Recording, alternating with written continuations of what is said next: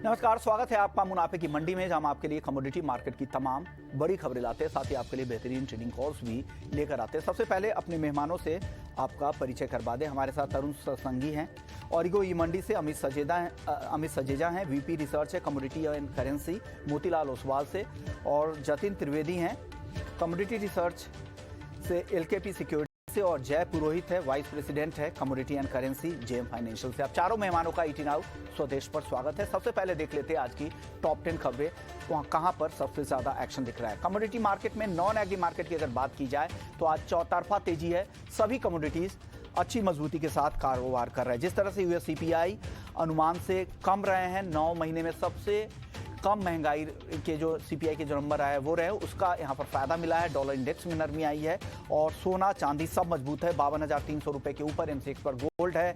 चांदी की बात करें तो 500 रुपए से ज्यादा की मजबूती दिख रही है, तेजी धीरे धीरे बढ़ रही है। 62,500 के पार चांदी कारोबार कर रही है। क्रूड की बात करें तो यहाँ पर भी शुरुआती सुस्ती के बाद अच्छी मजबूती दिख रही है। $95 के आसपास ब्रेंट क्रूड का भाव आ चुका है। नेचुरल गैस यहाँ पर भी तेजी है, 495 के आसपास। कॉपर 2% के आसपास तेज है, 700 रुपए के आसपास कॉपर का मार्केट ट्रेड कर रहा है। बाकी बेस मेटल्स की बात करें तो 3.25% जिंक ऊपर है, 169 रुपए के आसपास। एल्युमिनियम 204 रुपए 50 पैसे के आसपास। लेड 182 रुपए 15 पैसे पर, यहाँ पर भी अच्छी मजबूती के साथ कारोबार हो रहा है। एग्री मार्केट की चाल देख लेते हैं। एग्री मार्केट में भी अच्छी मजबूती यहाँ पर दिख रही है। स्पाइसेस में खास करके तेजी यहाँ पर ज्यादा दिख रही है। स्पाइसेस में कोरिएंडर, टर्मरिक और जीरा तीनों में ही तेजी है। 7,450 के आसपास हल्दी कारोबार कर रहा है। जीरा 24,600 और धनिया 0.25% की तेजी है। हालांकि आज कॉटन एक ऐसा काउंटर है जहां पर दबाव दिख रहा है, लेकिन मेंथा पर भी तेजी के साथ ही कारोबार हो रहा है। तो चलिए, ये तो बड़ी बातें हो गई, लेकिन सबसे पहले आज बात कर लेंगे करेंसी मार्केट में, क्योंकि जिस तरह की रिकवरी आज रुपए में दिख रही है, डॉलर के मुकाबले रुपया अब 80 रुपए 80 पैसे के निचले स्तरों तक आज फिसल गया है। और 2018 के बाद इस तरह की इंट्राडे में इस तरह की रिकवरी दिखी है, इस तरह की तेजी रुपए में दिखी है। वहीं डॉलर इंडेक्स में कल जिस तरह की गिरावट देखी थी, उसका यहाँ पर फायदा मिला है। यूएस में की महंगाई है, वहां पर नरमी आई है। अब लग रहा है कि फेड का रुख आने वाले समय में नरम हो सकता है, उससे यहाँ पर डॉलर कमजोर हुआ है और बाकी करेंसी को फायदा हो रहा है। हमारे साथ जय पुरोहित भी हैं जेएम फाइनेंशियल से। जय, क्या लग रहा है आपको, रुपए में जिस तरह की रिकवरी दिख रही है, ये कंटिन्यू होती आपको दिख रही है, और 80 के नीचे भी क्या जाने की उम्मीद करे, और है उम्मीद तो कब तक? जी गुड मॉर्निंग। अगर ओवरऑल देखेंगे तो कल जो सीपीआई डेटा आया है जो बिलो एक्सपेक्टेशन है, और ओवरऑल जो सिनेरियो जॉब मार्केट का भी बन रहा है, तो ये क्लियरली इंडिकेट कर रहा है कि अभी फेड का जो एग्रेशन है वो कहीं ना कहीं पे कम होने के पूरे चांसेस है। और इनफैक्ट जो सीएमई फेड वॉच टूल है वो भी इंडिकेट कर रहा है कि अब 50 बेसिस पॉइंट रेट हाइक आने की संभावना है दिसंबर मीटिंग में। तो उसकी वजह से हम लोग ने देखा है कि डॉलर इंडेक्स में अच्छी गिरावट आई है कल के ट्रेडिंग सेशंस में, और आज यूएसडी आईएनआर भी अच्छी बिकवाली के साथ ट्रेड कर रहा है। मुझे लग रहा है कि ये बिकवाली और कंटिन्यू होनी चाहिए, और नीचे की साइड हम लोग 80.20 तक के लेवल्स आने वाले दिनों में देख सकते हैं। तो जब तक यूएसडी आईएनआर फ्यूचर्स 81.25 के नीचे ट्रेड कर रहा है, डेफिनेटली ये सेल ऑन राइस का मार्केट है, और डाउन साइड में लगभग 80.2 80.0 तक के लेवल्स हम लोग देख सकते हैं। आपका व्यू करेंसी मार्केट को लेकर तरुण जी क्या लग रहा है? जिस तरह की रिकवरी रुपए में दिखी है, आप क्या उम्मीद कर रहे हैं? क्या ये रिकवरी कंटिन्यू होगी? या सर्टेनली देखिए, काफी दिन से जो डॉलर इंडेक्स था 110 से 114 के बीच में मूव कर रहा था, एंड अभी हमने देखा कि उसमें ग्रेजुअली गिरावट आया, और कल जो सीपीआई के नंबर्स आए उसके बाद में अभी ये श्योर हो चुका है कि दिसंबर में 50 बेसिस पॉइंट रेट हाइक होने की ज्यादा संभावना है compare to earlier 75 basis point. तो that is a big relief to the market. That's why we have seen correction in the dollar index. Dollar index क्योंकि अभी नेगेटिव हो चुका है शॉर्ट टू मीडियम टर्म के लिए, and we believe index in the coming time 106 से 105 आ सकता है। अगर ऐसा होगा तो certainly rupee would do better compare to dollar, and जो अभी प्राइस है ऑलरेडी अपने हाई से लो से टूटे हैं, gradually it will be sliding towards 79 and 78.5 in the coming months. अब रुपए की चाल देख लेते हैं। अमित जी, आपसे सबसे पहले पूछेंगे रुपए को लेकर, गोल्ड और सिल्वर की चाल देख लेते हैं। गोल्ड देखिए, दिन के निचले स्तरों से कल, हालांकि कल शाम के सत्र में जबरदस्त तेजी दिखी, 600 रुपए तक की मजबूती दिखी, और आज शुरुआत हालांकि सुस्ती के साथ हुई, हल्की कमजोरी भी दिख रही थी, और अब देखिए निचले स्तरों से करीब करीब 300 रुपए और 250 रुपए कल के क्लोजिंग भाव से ऊपर है गोल्ड का भाव। क्या लग रहा है ये तेजी आज और कंटिन्यू होगी? करंट लेवल पे क्या करना चाहिए? 52,350 के आसपास इन लेवल्स पे अमित जी क्या सलाह दे रहे हैं गोल्ड में? जी नमस्कार ऋषिमोहन जी। नमस्कार। देखिए, काफी हद तक हमने काफी बड़ी रैली कल के सेशन में ही देखी है। आज जो फॉलोअप बाइंग हम देख रहे हैं यूरोपियन मार्केट्स में और एशियन मार्केट्स में आते हुए, तो मैं ये कहूंगा कि यहाँ पर राइस पे बाय करना थोड़ा अवॉइड करना चाहिए, क्योंकि रुपी भी अप्रिशिएट हो रहा है, जो गोल्ड पे एक डाउनवर्ड प्रेशर डाल सकता है। मैं कहूंगा कि शाम के सेशन तक मैं समझता हूं कि 52,100 के करीब के स्तर मिलेंगे, वहां पर एंटर करें। ओवरऑल ये जो तेजी है $1780 तक एक्सटेंड होने की संभावना दिखा रही है, तो काफी जगह बाकी है अपसाइड में। मेरा मानना है कि 52,700 से 750 तक के लेवल हमें 2 से 3 सेशन में दिखाई दे सकते हैं गोल्ड में। जय, जिस तरह की गोल्ड में तेजी आई है, कॉमेक्स गोल्ड देखिए करीब करीब $150 चढ़ चुका है पिछले कुछ दिनों में। क्या लग रहा है इस तरह की तेजी आगे कहां तक जाती है आपको दिख रही है? क्या स्ट्रेच होगी रैली यहां से, या आपको लग रहा है कि अब वापस से मुनाफा वसूली भी गोल्ड में देखने को मिल सकती है? देखिए, एज ऑफ वसूली जैसा कोई संकेत नहीं दिख रहा है और मुझे लग रहा है कि ये रैली और कंटिन्यू होना चाहिए। बट जैसा कि अमित ने बताया कि करंट लेवल्स इतना फेवरेबल नहीं है, बिकॉज रिस्क रिवॉर्ड इतना फेवरेबल नहीं होगा, तो यहाँ से एक मेजर डिप आता है लगभग, अगर 1740-45 के अराउंड आता है तो वो एक अच्छा लेवल देगा गोल्ड में बाइंग करने के लिए। अपसाइड में मुझे लग रहा है कि $1800 तक की हम लोग तेजी देख सकते हैं कॉमेक्स में। और जहां तक गोल्ड एमसीएक्स की बात है, तो मुझे लग रहा है कि ये रैली लगभग 53,200 तक कंटिन्यू होनी चाहिए। तो लगभग 52,100 ये एक अच्छा बाइंग जोन रहेगा गोल्ड फ्यूचर्स बाइंग करने के लिए, और डाउन साइड में 51,600 का एक स्टॉप लॉस रहेगा, और अपसाइड में लगभग 53,200 तक के लेवल हम लोग आने वाले दिनों में।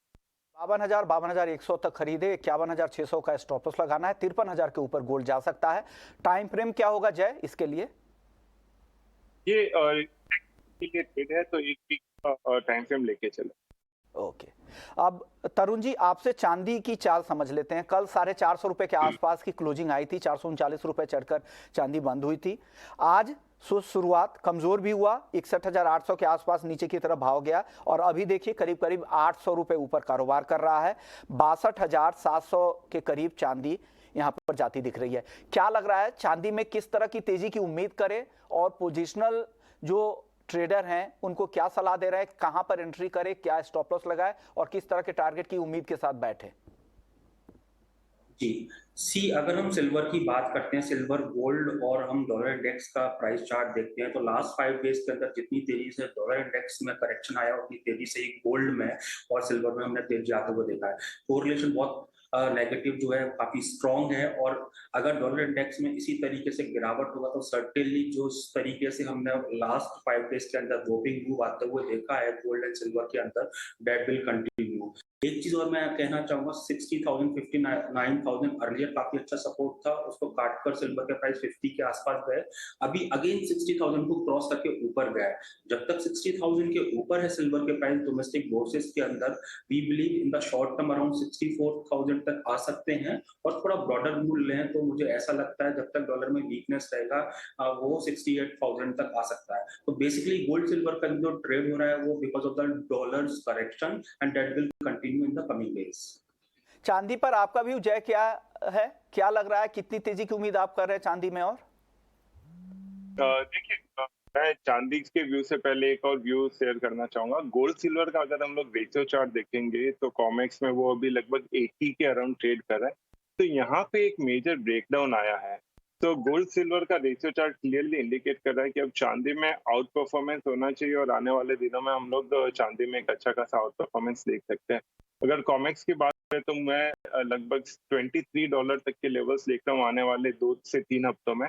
और अगर एमसीएक्स की बात करेंगे तो यहाँ पे भी जो पॉजिटिव मोमेंटम है वो और कंटिन्यू होना चाहिए। इनफैक्ट कल हम लोग ने हमारे क्लाइंट्स को पोजिशनल बाय भी करवाया है 65,000 के टारगेट्स के लिए। तो 62,300 ये एक अच्छा बाइंग लेवल है, यहाँ पे बाइंग करके चलना चाहिए।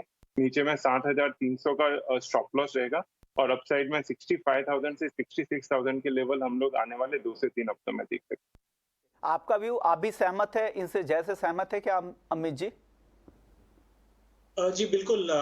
देखिए, मेरा भी मानना है कि जो रेशियो चार्ट है वो काफी महत्वपूर्ण एक भूमिका निभा रहा है यहाँ पर, क्योंकि गोल्ड सिल्वर का रेशियो कहीं ना कहीं 95 के आसपास पीक आउट हो गया है और जो मेरा लॉन्ग टर्म व्यू है वो 62-63 तक जाने का है। यानी चांदी जो है गोल्ड को काफी मेजर तरीके से आउट परफॉर्म कर सकती है लंबे समय में, और उसकी शुरुआत कहीं ना कहीं हो चुकी है अब, क्योंकि हम 80 के यानी काफी जगह बाकी है। चांदी हो सकता है कि अगर आप 1 साल का व्यू लें तो कहीं ना कहीं 30 से 32 डॉलर्स तक जाने की संभावना दिखा रही है, जिसकी शुरुआत हो चुकी है। शॉर्ट टर्म बेसिस मैं भी मानता हूं 23 डॉलर्स एक इमीडिएट हर्डल है जो आने वाले कुछ दिनों में अचीव हो जाएगा, जिसके बाद करीबन $26.5 के लिए चांदी ओपन अप हो जाएगी। ओके, चलिए बेस मेटल्स की चाल देख लेते हैं, क्योंकि बेस मेटल्स में आज जबरदस्त तेजी दिख रही है और जिंक देखिए लगातार तेजी यहां पर दिख रही है। 272 के आसपास अब पहुंचता जिंक दिख रहा है। 4.25% से भी ज्यादा की तेजी यहां पर दिख रही है। एल्युमिनियम 2% मजबूत है, 205 रुपए 50 पैसे के लेवल पर। कॉपर 703 रुपए के ऊपर, करीब करीब 2.5% की तेजी यहां पर दिख रही है। लेड की बात करें तो 182 रुपए के ऊपर है, यहां पर भी आधे % से ज्यादा की तेजी दिख रही है। जय, कोई टॉपिक आपकी है इतनी तेजी के बाद क्या करना चाहिए बेस मेटल्स में, किस तरह से ट्रेड करना चाहिए, क्या रणनीति बनानी चाहिए यहां पर? देखिए, बेस मेटल्स में टॉपिक हमारा कॉपर रहेगा। कॉपर का इनफैक्ट जो इन्वेंटरीज है वो भी ऑल टाइम लो पे थी, और अगर चार्ट स्ट्रक्चर की बात करें तो कल एक अच्छा ब्रेकआउट देखने के लिए मिला है। फ्लैग पैटर्न ब्रेकआउट इसमें आया है और 685 का इसका ब्रेकआउट लेवल था और उसके ऊपर अच्छी तरह से ये सस्टेन कर रहा है। तो अभी 700 के लेवल पे डेफिनेटली रिस्क रिवॉर्ड इतना फेवरेबल नहीं है, बट यहाँ से अगर थोड़ा डिप आता है 690 693, वो एक अच्छा बाइंग लेवल रहेगा कॉपर में बाइंग करने के लिए। और अपसाइड में मुझे लग रहा है कि आने वाले 2 से 3 हफ्तों में हम लोग 725 से 730 के लेवल कॉपर फ्यूचर्स में देख सकते हैं। तो डिप पे बाय करके चले। नीचे की साइड में जो सपोर्ट है वो लगभग 675 680 की जोन में है, तो 675 का एक स्टॉप लॉस रखा है और अपसाइड में 725 से 730 का टारगेट है। इसका टाइम फ्रेम क्या है जय? एक बार टाइम फ्रेम बता देने से ना दर्शकों को क्लैरिटी रहती है। ये 2 वीक के लिए ट्रेड है, सो नेक्स्ट 2 वीक्स के लिए बाय ऑन डिप्स रहेगा कॉपर में, और अगर कोई भी डिप आता है 690 के अराउंड तक तो वो एक अच्छा बाइंग है। ओके, जो करंट लेवल है उससे करीब करीब 10 से 15 रुपए के डिप पे आप खरीदारी करें। 690 के आसपास 675 का स्टॉप लॉस लगा ले और 1 से 2 हफ्ते में 725 के लेवल दिख सकते हैं, तो बिना स्टॉप लॉस के ट्रेड नहीं कीजिएगा और जो टाइम फ्रेम है उसका भी ध्यान रखिएगा। चलिए, स्वागत है और हमारे साथ तीनों मेहमान जय, अमित और तरुण जी बने हुए हैं। सबसे पहले अब बेस मेटल्स पे जय, आपका व्यू तो हो गया। अमित जी, आप क्या पसंद करें इतनी तेजी के बाद? क्या आपको लग रहा है कि यहाँ पर ट्रेड में अब रिस्क हो गया है, अभी अवॉइड करना चाहिए बाइंग के लिए नीचे के लेवल पे? जैसे जय कह रहे थे कि डिप पे बाई करना चाहिए, तो क्या सलाह दे रहे हैं अभी फिलहाल मेटल के लिए? जी देखिए, जहां तक इमीडिएट बाइंग का सवाल है, यस, यहाँ बाइंग करना रिस्क रिवॉर्ड फेवरेबल नहीं है, लेकिन जहां तक ट्रेंड का सवाल है, मुझे लगता है कि शॉर्ट टर्म बायस ऊपर की तरफ रहेगा कॉपर में खास करके। मेरा भी व्यू करीबन 720 से 722 के रीजन में आ रहा है, तो अभी भी करीबन 3% की और जगह बाकी है। लेकिन रिस्क रिवॉर्ड वाइज मैं भी समझता हूँ कि 692 से 690 के जो लेवल है बेहतर रहेंगे। वहां से अगर आप 15 रुपए का भी स्टॉप लें तो लगभग 35 रुपए का रिवॉर्ड अपसाइड में मिल सकता है। प्योरली रिस्क रिवॉर्ड बेसिस मैं समझता हूँ 690 पे बाइंग कॉपर में बेहतर रहेगी। बिल्कुल सिमिलर कॉल है, कॉपर खरीदारी की सलाह डिप में। आप तरुण जी, आपकी कोई एक टॉपिक अगर चुननी हो मेटल में, तो क्या एंट्री लेवल के साथ खरीदारी की सलाह दे रहे हैं? जाना चाहूंगा, लास्ट वीक मैंने फ्राइडे को बोला था कि कॉपर जब उस समय 665 था, 670 के ऊपर क्लोज देगा तो इसमें अप ट्रेंड सेट होगा और उसके बाद में हमने अच्छा रैली देखा।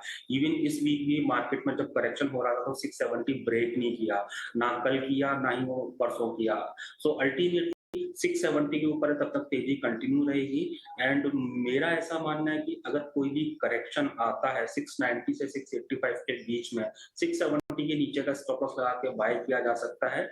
इमीडिएट टर्म में 715 देखा जा सकता है, जो कि मंडे या ट्यूसडे में दिखा देगा। और अगर मैं दिसंबर तक का टारगेट लेता हूं तो आई फील कि 750 तक आ सकता है।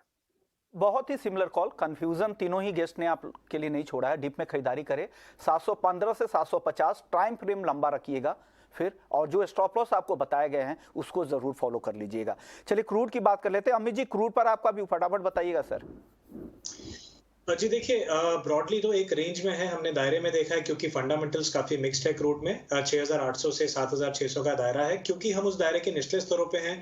चीन से अभी एक लेटेस्ट खबर आई है लॉकडाउन के क्वारंटीन पीरियड को लेकर, जिससे क्रूड को एक बूस्ट मिला है। मैं समझता हूं कि 6900 से 800 का ये सपोर्ट होल्ड कर जाएगा। डिप बाइंग एडवाइजेबल है। पहला जो मेरा टारगेट था ऑलरेडी जो आपको दिया था 7120 का, वो अचीव हो चुका है। मैं रिवाइज करना चाहूंगा, 7080 से 90 के बीच खरीदारी कर सकते हैं और ये जो रैली है ये 7260 तक एक्सटेंड हो सकती है। 7260 का नया टारगेट है। ये पुराने टारगेट थे जो हमें शो से पहले अमित जी ने भेजा था, वो अचीव हो चुके हैं। जय, आप क्या सलाह दे रहे हैं क्रूड पर?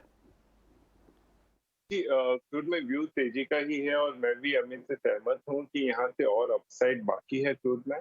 मुझे लग रहा है कि 7300 तक के लेवल्स हम लोग आने वाले 3-4 दिन में देख सकते हैं, तो यहाँ पे बाइंग करके चलना चाहिए। 7100 से 7080 ये एक अच्छा बाइंग लेवल रहेगा, तो वहां पे बाइंग करें और 7000 के नीचे का स्टॉप। ओके, बाय ऑन यानी बाई ऑन डिप्स के साथ यहाँ पर भी काम करना है, और दोनों ही जानकार अमित जी और जय को लग रहा है कि क्रूड खरीदना चाहिए। चलिए कुछ एग्री मार्केट की फटाफट बात कर लेते हैं। तरुण जी, जवाब थोड़ा छोटा रखिएगा, 2 सवाल आपसे लेंगे। पहले मसालों पे बात कर लेते हैं। कोरिएंडर, टर्मरिक और जीरा, तीनों में अच्छी तेजी दिख रही है। आज कोरिएंडर लीड कर रहा है, क्या लग रहा है? बुआई के नंबर्स तो काफी अच्छे आ रहे हैं, अभी शुरुआती जो बुआई राजस्थान और गुजरात से आ रहे हैं, इसके बाद भी अच्छी तेजी है। क्या ये तेजी टिकेगी? क्या सलाह दे रहे हैं आप? आई थिंक कोरिएंडर और जीरा में वीकनेस देखने को मिलेगा इन द कमिंग डेज। और अगर लॉन्ग साइड पे जाना है तो मेरे को टर्मरिक प्रॉमिसिंग लगता है। इसमें ऑलरेडी 500 रुपए का उछाल आया और बुलिश ब्रेकआउट भी हुआ है, तो टर्मरिक में लॉन्ग जाना चाहिए। ये 8000 के ऊपर प्राइस जा सकता है। यानी टर्मरिक, कल भी हमने एक एक्सपर्ट से, ग्राउंड के एक्सपर्ट से बात की थी, उनको भी लग रहा था कि टर्मरिक ही खरीदना चाहिए। इन दोनों में वीकनेस की संभावना ज्यादा दिख रही है। चलिए ग्वार गम और ग्वार सीड की बात कर लेते हैं। तरुण जी, यहाँ इन दोनों काउंटर पर क्या व्यू है आपका? आई थिंक ग्वार सीड बॉटम आउट हो चुका है 4500 के आसपास। अभी 5051 से भाव चल रहा है। 4800 के आसपास आता है तो बाइंग अकोमोडेट करना चाहिए। ग्रेजुअली 5500 का भाव देखने को मिलेगा। शुक्रिया तरुण जी आपका, जतिन आपका और जय आपका, आप लोगों ने वक्त निकाला। अमित जी आपका भी बहुत बहुत शुक्रिया, आपने वक्त निकाला और पूरा आउटलुक और बेहतरीन ट्रेडिंग कॉल्स भी दी।